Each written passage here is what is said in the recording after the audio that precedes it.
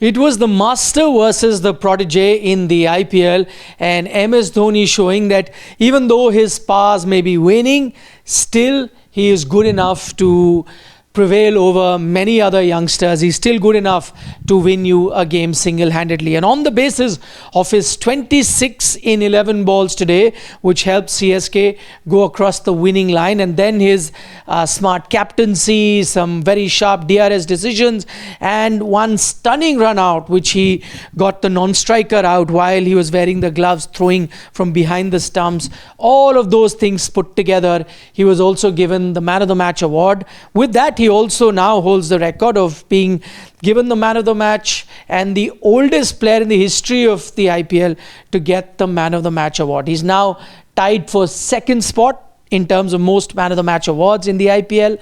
18 MS Dhoni, 18 Virat Kohli, both in the second position. Number one, if you are a regular follower of the IPL, you'd know, is Rohit Sharma with 19 Man of the Match awards. Anyway, getting down to the match, as I said, MS Dhoni doing his very best to ensure that his team continues to stay alive in the competition. But while MS had an outstanding time, Lucknow Super Giants and Rishabh Pant have plenty to ponder over. We'll touch those things one by one. Let's start with Rishabh Pant's captaincy. And I think the one or the biggest blunder that he made on the day was MS Dhoni.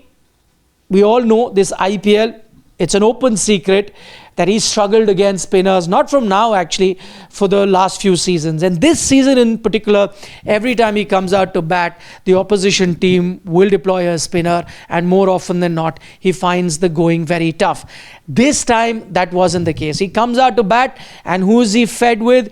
With some good dose of fast bowling, Avish Khan, Shardul Thakur bowling, and he made the most of it to ensure his team wins. That was that first mistake, not bringing on a spinner by Rishabh Pant. Ravi Bishnoi was still there.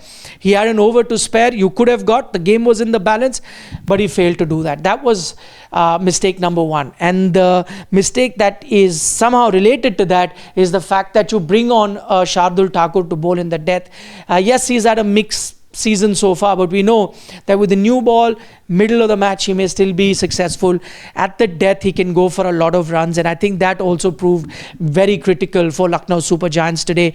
25 were needed of the last 2 overs, and I still thought that the bowling team was favourite, because remember, this was a low scoring encounter. This was a pitch where batting was tough to do. It was not easy for stroke making. 167 is what Lucknow had made, and Chennai were in bit of bother chasing that total. So 25 needed of the last 2 overs. I thought the bowling team was in control, but then that penultimate over bowled by Shardul Thakur, he gives away 19 runs, and then the game was pretty much done. So these errors made by Rishabh Pant while he was captaining, and that's a rare mistake, because as captain, Rishabh has been outstanding throughout this IPL season.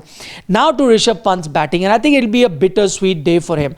One, because he got 63 runs, I think that will go a long way in instilling confidence back into the batter, because up until now, the discussion around Rishabh Pant was, can he even get 27 runs? He's bought for 27 crore.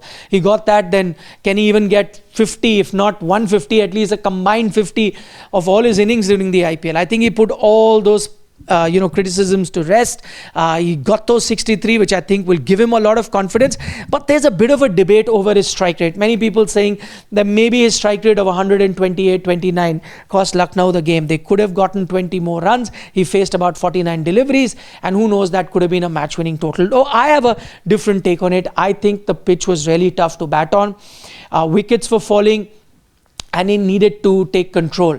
One, remember, he's not been amongst the runs, so it's not really easy for him to then operate at a 180, 190 strike rate. And two, because the pitch was really not conducive to stroke making. You look at some other batters as well. There was a Mitch Marsh who batted about 30 deliveries. His strike rate is hovering in the 120s. And so if a stroke maker like Mitch Marsh was struggling, and Ayush Badoni also known for some big hits, his strike rate is around 120. So I think it was par for the course. And Rishabh getting those many runs is what actually allowed LSG to put a good total and be in the game. But that left a larger question about Lucknow Super Giants, and that is about their team in general. Are they now too dependent on a Mitch Marsh and a Nicholas Pooran? Is it a fact that the day both of them don't fire or one of them doesn't fire, Lucknow Super Giants will end up losing, because that is the trend I'm afraid that's emerging during this IPL. What have we seen so far?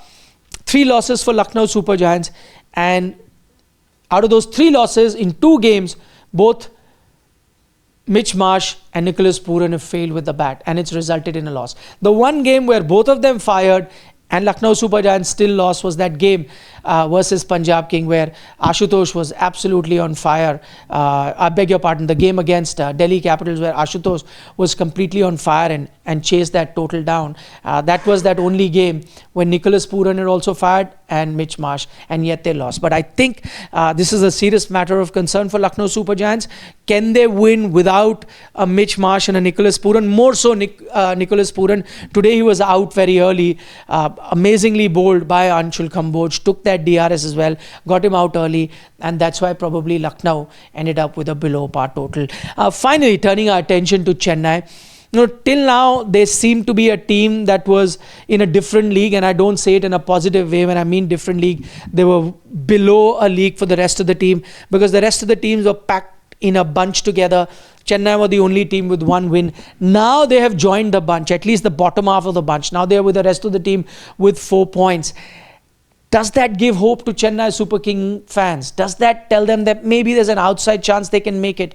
Well, to those fans, I'll only say one thing. Yes, mathematically they can. They may have a tough road ahead. We've seen teams make a comeback from even worse situations. Chennai can also do it, but I'm afraid they won't be able to do with this team. I'm afraid they won't be able to do with this batting lineup that they have. That middle order, they did not have a Deepak Hooda today, but Rahul Tripathi, another failure for him. Despite him getting a live for the easy catch was dropped. Vijay Shankar not firing at all, not in the same form. Ravindra Jadeja was used as a middle order batter. We know he's doing very well as a bowler, but batting prowess are on the decline. With this sort of a middle order, MS Dhoni did play a very good innings today, but still is not at the peak of his powers. So if you're going to have a batting lineup like this, even Rachin Ravindra, as fantastic as he is in the international stage, really not working out for him in the IPL. If you're going to have this sort of a batting order, I'm afraid you're going to fail more often than you will succeed. Maybe the only way Chennai can look at a comeback is they draft in a few more youngsters.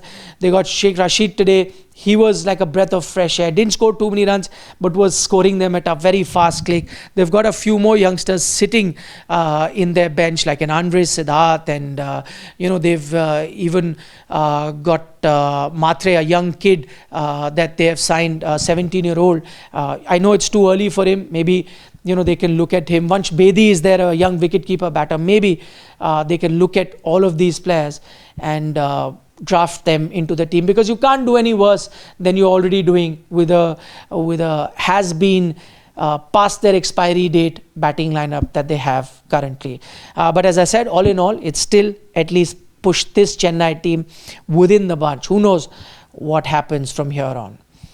Do give us a like on the video if you are enjoying our analysis, and for more such content, don't forget to subscribe to Sports Today. Nikhil Naz signing off.